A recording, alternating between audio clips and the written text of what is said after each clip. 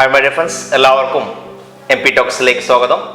നമ്മളിന്ന് ടോപ്പേഴ്സ് റാങ്കിൽ ഈ വർഷം 2024 സിവിൽ സർവീസ് 507 റാങ്ക് കിട്ടിയ അബ്ദുൽ ഫസൽ സാറുമായിട്ടാണ് സംസാരിക്കുന്നത്.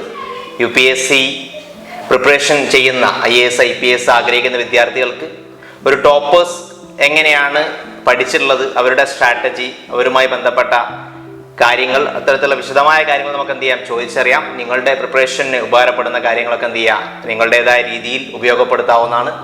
അപ്പോൾ അബ്ദുൽ ഫസൽ സാറിന് നമ്മുടെ ടോപ്പേഴ്സ് ടോക്കിലേക്ക് സ്വാഗതം. താങ്ക്സ്. പിന്നെ സാറ് നേരത്തെ എനിക്ക് തോന്നുന്നത് സാറ് ഡൽഹി ബേസ് ചെയ്തിട്ടും പഠിച്ചിട്ടുണ്ട്, തിരുവനന്തപുരത്തും പഠിച്ചിട്ടുണ്ട് അല്ലേ? ഇപ്പം മുമ്പൊക്കെ ഉണ്ടായിരുന്ന ഒരു സംസാരം എന്ന് പറയുന്നത് ഡൽഹി പോയാലേ സിവിൽ സർവീസ് കിട്ടൂ എന്നുള്ളൊരു ടോക്സ് ഉണ്ടായിരുന്നു.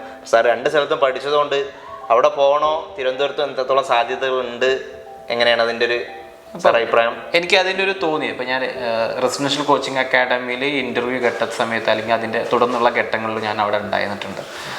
എസ്പെഷ്യലി ജാമിയ മില്ലിയുടെ റെസിഡൻഷ്യൽ കോച്ചിങ് അക്കാഡമിയിൽ ഞാൻ ഉണ്ടായിട്ടുണ്ട്. അപ്പം ആ രണ്ട് സ്റ്റഡി ഇപ്പോൾ രണ്ട് ലൊക്കേഷൻസിലുള്ള സ്റ്റഡീസാണ്. എനിക്ക് തോന്നുന്നു പലപ്പോഴും ലൊക്കേഷൻ ഇതിനൊരു മാറ്റർ അല്ല. പ്രധാനമായിട്ട് ഇന്നത്തെ ഒരു ഡിജിറ്റൽ യുഗത്തിൽ ലൊക്കേഷൻ ഒരു മാറ്റർ അല്ല.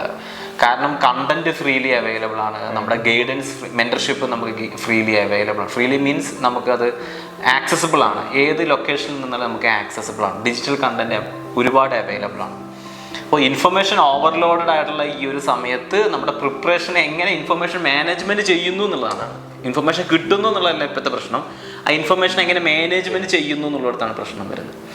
ഇപ്പം ഞാൻ ഈ രണ്ട് ഇപ്പം പ്രധാനമായിട്ടും പലപ്പോഴും പറയാനുള്ളത് ഡൽഹിയിൽ പോയാലേ നമുക്ക് സിവിൽ സർവീസ് എക്സാം ക്ലിയർ ചെയ്യാൻ പറ്റുമെന്നുള്ള വളരെ മിഥ്യയായിട്ടുള്ളൊരു ധാരണയാണ്.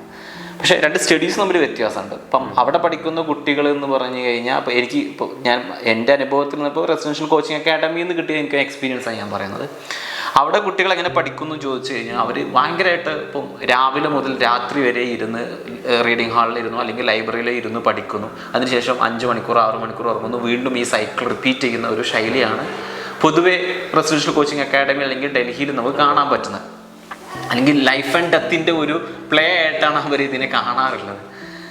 പക്ഷേ ട്രിവാൻഡ്രത്തേക്ക് വന്ന സമയത്ത് എനിക്ക് അങ്ങനെ ഒരു ഫീലിംഗ് ഉണ്ടായിട്ടില്ല. പലപ്പോഴും കുട്ടികൾ അവരുടെ ലൈഫ് എക്സ്പ്ലോർ ചെയ്യുന്നുണ്ട്, അല്ലെങ്കിൽ ലെഷർ ടൈം അവർ കണ്ടെത്തുന്നുണ്ട്, അതോടുകൂടി അവർ പഠനവും മുന്നോട്ട് കൊണ്ടുപോകുന്നുണ്ട്.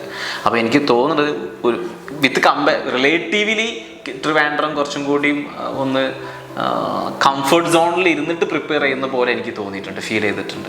അല്ല, അവിടെ നമുക്ക് ഡൽഹിയിലാവുമ്പോൾ അത് പക്ഷേ മോട്ടിവേഷൻ കൂടി കൂടുതൽ കിട്ടുമോ? ഇങ്ങനെ ശക്തമായിട്ട് എല്ലാവരും ഇരുന്ന് പഠിക്കുന്നത് കാണുമ്പോൾ അങ്ങനെ വ്യത്യാസമുണ്ടോ?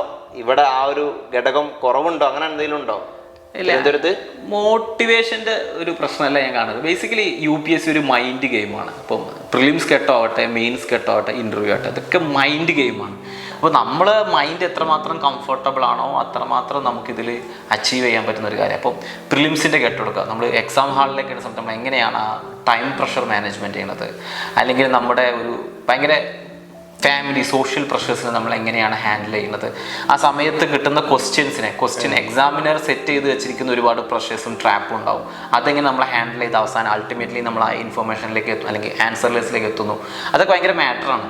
ഇപ്പം UPSCയിൽ നിങ്ങൾക്ക് സാറിന് അറിയാവുന്നത് പോലെ തന്നെ പറയാൻ പറ്റും. ഇപ്പം നമ്മൾ ഒരു സെർട്ടൺ ബുക്സുകൾ നമ്മൾ വായിച്ചു കഴിഞ്ഞാൽ നമ്മളെല്ലാവരും ഒരു കോമൺ ഗ്രൗണ്ടിലേക്ക് എത്തും, ഒരു കോമൺ ഫീൽഡിലേക്ക് എത്തും. അവിടെയാണ് പിന്നീട് നമ്മുടെ ഈ കോമ്പറ്റീഷനും കാര്യങ്ങളൊക്കെ കിടക്കുന്നത്. ആ കോമ്പറ്റീഷനിലാണ് നമ്മുടെ പ്രസൻസ് ഓഫ് മൈൻഡ് മാറ്ററാണത്. പ്രസൻസ് ഓഫ് മൈൻഡ് ഉണ്ടെന്നുണ്ടെങ്കിൽ ചിലപ്പോൾ നമുക്ക് ചെറിയ ഉത്തരങ്ങൾ ശരിയാക്കാൻ പറ്റും, അറിയാത്ത ഉത്തരങ്ങൾ വരെ നമുക്ക് അതിലേക്ക് വരെ എത്താൻ പറ്റും. പക്ഷേ പ്രസൻസ് ഓഫ് മൈൻഡ് ഇല്ലെങ്കിലോ നമ്മൾ അറിയാവുന്ന ഉത്തരങ്ങൾ പോലും നമ്മൾ തെറ്റിക്കാനുള്ള ഒരു പോസിബിലിറ്റി ഉണ്ട്. അപ്പോൾ മൈൻഡ് ഗെയിമാണ് എനിക്ക് അതിൽ തോന്നിയിട്ടുള്ള ഒരു ഇമ്പോർട്ടൻ്റ് ആയ കാര്യം.